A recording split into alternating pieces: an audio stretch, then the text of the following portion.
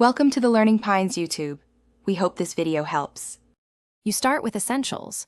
Warm the NS200 to operating temperature and verify 12V battery health and clean fuel at 90% plus octane. This stabilizes idle.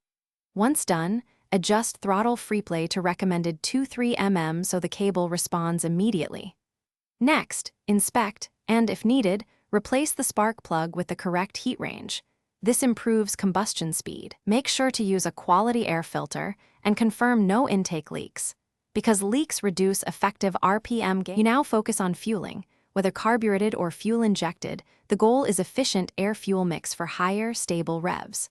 Start by setting idle to 1, 201, 500 RPM so you have headroom. Then make small pilot jet or injector trim adjustments in 1/8 to 1/4 turn increments while riding.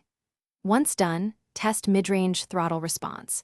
If revs dip, slightly enrich the mixture. Make sure to reset any aftermarket ECU maps back to baseline before making progressive changes to avoid compounding errors. You finish by optimizing ignition and verifying performance under load. Advance timing slightly if safe for your fuel, or adjust ECU advance curve for quicker throttle ramp. Once done, perform a controlled test ride and monitor RPM rise through the rev band. Note any flat spots. Make sure to log symptoms and revert the last change if you see hesitation or pinging. Troubleshooting tip: if revs fall or surge, check for vacuum leaks, clogged jets, weak spark, or incorrect sensor readings before deeper modifications. Thanks for watching.